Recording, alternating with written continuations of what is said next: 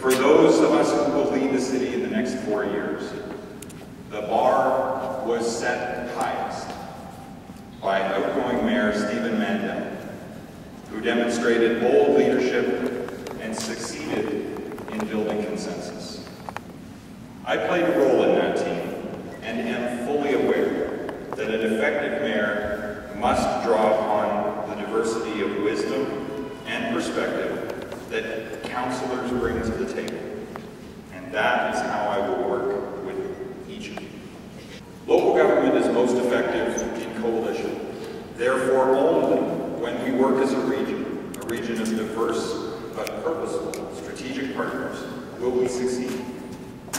On behalf of Edmonton City Council, I extend best wishes to our regional colleagues in their election results. We look forward to collaborating in building a stronger and more prosperous future for the Edmonton region, while ensuring a more equitable share of the benefits and burdens of growth. And I am going to keep calling it the Edmonton region, because that's what it is, and that's where it is, and we must be clear with the world about who we are and where we are. We also have a new relationship with Calgary, and not only because Mayor Nenshi and I follow each other on Twitter, but also because these two great Canadian cities have so much to gain by working together. We have a lot of work ahead of us with the provincial government on a big city charter that must recognize our special challenges and that ensures we have the tools and the resources we need to realize our full potential as globally competitive Alberta cities. I had the pleasure of meeting with Mayor Nenshi and Premier Redford this past Saturday, and we discussed the needs of our two cities. It was a good first meeting, and I look forward to more face-to-face opportunities to firm up stable, predictable funding for key infrastructure, including LRT. One of the themes from the election campaign that resonated with me was this new sense of optimism in our city, in business, in the arts, in the community. There is consensus and pride in this being one of the best places on earth to take a risk, to innovate, or to launch an idea. 840,000 strong, Edmontonians applaud the successful, and we strive to enable those emerging among us to rise, to lead, to innovate, to inspire, to make something right here in Edmonton. During the mayoral campaign, I outlined a vision for city building and put forward ideas for how, through short-term action, anchored in longer-term commitment, we may achieve that vision. And in return, we received a clear, strong, citywide mandate from the people of Edmonton. And for this, I am very grateful. This election confirms that Edmontonians are done apologizing, done making excuses, and ready to build something extraordinary here on the banks of the North Saskatchewan River. But how do we get there? First, the basics. We all need a city that works. Our most pressing priority is our infrastructure, roads, pipes, and sidewalks. We need to apply the successful principles of our neighborhood renewal program to how the city approaches its infrastructure. We must put to an end yearly debates on the quality of basic city services by finding long-term, consistent solutions to predictable annual challenges. We will fix the roads, and we will remedy the weaknesses in our drainage system. The scale of this work is immense, and it will take time. So I ask for citizens' patience as we work hard through more construction seasons to rebuild a city that works. On fiscal responsibility, Council must always demonstrate a commitment to value for money and to improved efficiency. We have a sacred responsibility to make effective use and efficient use of public dollars. In recognition of this, I propose Council's 2%, a goal for City Council to work year-round with managers and frontline staff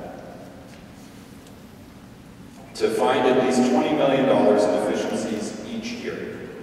The fruits of our labor can be applied to fund infrastructure priorities like roads, or used to help keep tax increases lower.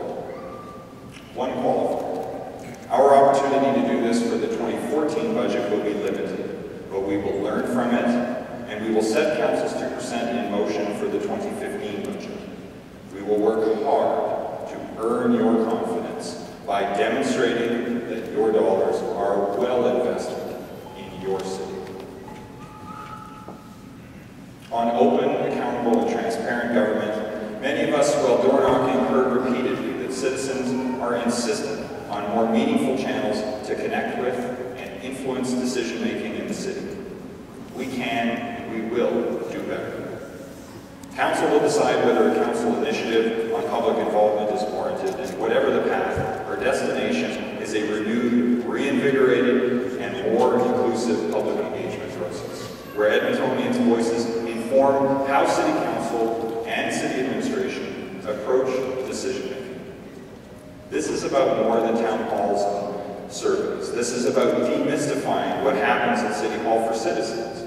This is about using technology to make interacting with City Hall easier. And this is about reaching out to communities that have not traditionally engaged with City Hall. Open government is about demonstrating that in everything we do, and by the very way we do it, we are at your service. Regardless of where you stand on a city decision, you will have a say and will be heard. And will understand the reasoning behind that decision, even if we disagree. On tackling homelessness and poverty, we must continue to support our community's ongoing work toward ending homelessness. Looking to root causes, we must begin to apply the same discipline to tackle poverty in our lifetime. The solution involves diverse partners, including the provincial and federal governments. And at the municipal level, our role is to help lead the dialogue, bring in partners, raise our aspirations, and support consensus on innovative ways to help our fellow citizens in ending this vicious cycle. But let me be clear, our role is not to fund work that is the mandate of others. So my commitment as mayor will be to provide personal leadership on building a community consensus around the social and the economic case for reducing poverty in our city, especially among our children. On urban living, building a globally competitive city requires increasing housing options for a growing population. This means revisiting the regulatory barriers that make infill development difficult, while at the same time working with communities that are prepared to embrace change. And when we have bigger opportunities like Strathern or Blatchford or future transit-oriented development, we must aim high so that Edmonton offers a full set of urban lifestyle options. Affordable urban living options for families of all shapes and sizes to complement the suburban options already available. Those options are crucial to attract and retain the people who will help build that more globally competitive city. Now, globally competitive cities require strong transportation networks anchored by comprehensive rapid transit. LRT expansion is a priority for Edmontonians, and it is a priority for me. City Council must continue to champion bold development of the full network. Our measure of success will be seeing construction underway on the Southeast Line and a long-term funding formula to carry on west and northwest and north and south. Similarly, we will need support from partners for key roadway projects like the Yellowhead to keep our goods and labor moving in this economy. All this will require being clear about our priorities to other orders of government. It will mean we cannot ask for 10 different things and then be disappointed when we don't get the help that we need. It will require discipline to stay focused on the big projects that we need help with. On prosperity, small and medium-sized businesses remain the backbone of our economy. They contribute to the diversity and the resiliency of our growing city and economy. City Hall can do more to encourage the next level of growth as we build a more profitable and prosperous city. Like a one-stop shop to help businesses get through key paperwork and move more applications and interactions with the city online. We need to listen to our business community as we make decisions that affect the climate for business in Edmonton. From taxes and fees to infrastructure to key transformational projects like downtown revitalization, LRT, and major roadway upgrades, all are critical to our continued prosperity. On innovation, we must build on the success of Startup Edmonton and Tech Edmonton, which was recently ranked Canada's best and the world's 17th best business incubator, to create more early and mid-stage incubators, and add a new focus on unlocking innovation and entrepreneurship in Indigenous, as well as immigrant and refugee communities. We can increase their chances of success by attracting investment and venture capital for all of our businesses into our city. Our universities, our colleges and technical institutes are key to supplying us with the talent, to fueling innovation, and for research. Combined with industry, education, and research, we will ensure that Edmonton is part of the solution to problems in the world. And as problem solvers, we can do our business cleaner, greener, cheaper, faster, and safer, and sell those solutions to the world. This is how we will ensure that Edmonton will compete globally and endure long into the future, regardless of the price of oil. On the environment, Edmontonians have always wanted to do the right thing. We are already a leader in waste management. Edmonton is charting a new path through a once-in-a-lifetime opportunity to redevelop urban land into Blatchford neighborhood, based on light footprint principles. Let's continue our environmental leadership, stimulating new entrepreneurial, research, and innovation opportunities as we go. On the arts, Edmonton's art scene is a thriving one, but living here as an artist has to be affordable. Space for collaboration, rehearsal, and performance remains a challenge, particularly for emerging artists. We will continue to bring together the business and artistic communities to share ideas and grow together. And soon, with Canada's largest urban Aboriginal population, let us discover how we can better support Aboriginal arts in our city. On diversity and inclusion, we draw pride and strength, and you see it here today, from being a city of diverse communities. And as you saw with our first performer, Sierra, thank you, that was mentioned, and with our performers who will come later, we acknowledge that this is a city of tremendous diversity. And just as we pay tribute to those who have gathered here for thousands of years, we welcome those newly arrived who have made Edmonton their home, because we are building this place together. Edmonton is a welcoming place, but it can be even more welcoming in the years to come. The almost 80 candidates for City Council were drawn from all walks of life with a singular purpose, and that is their desire for a better Edmonton, a place they choose to call home.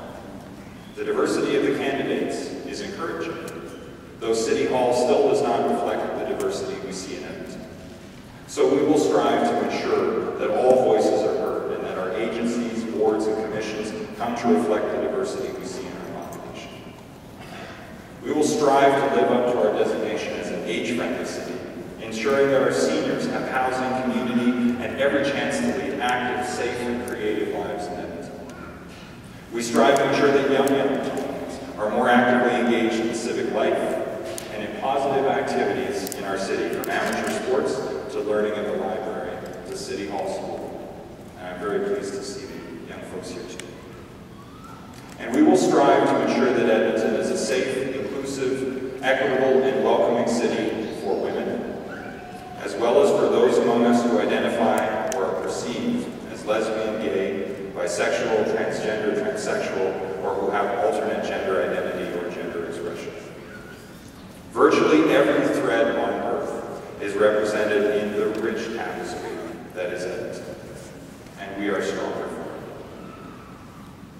To my newly sworn in council colleagues, Edmontonians have high expectations of us going in. Voters rendered their verdict clearly at the polling booth.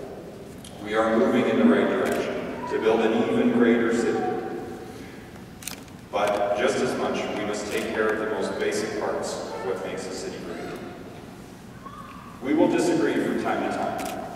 In fact, that's to be expected, even encouraged where it's constructive. But I trust we will always be respectful of each other's roles and conduct ourselves in a way that is befitting of our office. Indeed, diverse but informed perspectives enrich the quality of our debate and strengthen our decisions. We all took the same oath today, not in your case to 70,000 people, but to all 840,000 Edmontonians. And it is a difficult tension because you represent 70,000, but you serve all 840. And it can be impossible at times, but we'll work through it together. Politics at its best ought to be about seeking solutions to challenges that have no simple answers. We cannot please everyone, though we will not shy away from hard decisions. We cannot fix everything, though we will do our best to fix what we must. Our partners in this effort will be citizens, the public servants of the City of Edmonton, and our colleagues at the Edmonton Public Library, the Police Service, the Police Commission, and the Edmonton Economic Development Corporation, and many others. Shoulder to shoulder, our city stands poised, no longer underestimated, to reach our potential over the next 4 years. Some have remarked that this election marked the passing of the torch to the next generation of leaders.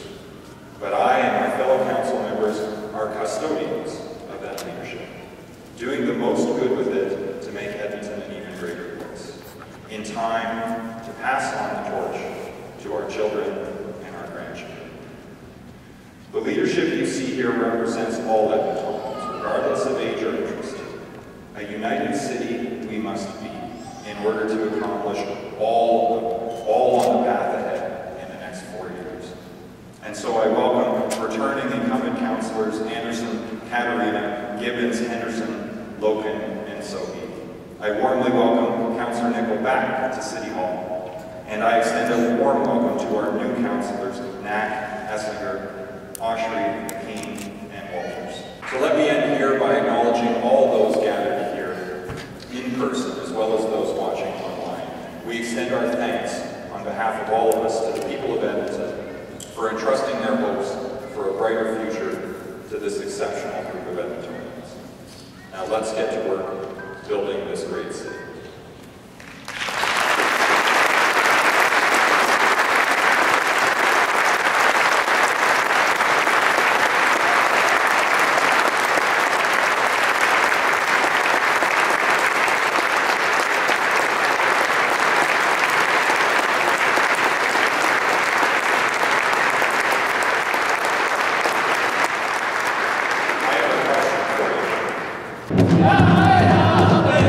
That's my latest YEGventure. Thanks for watching.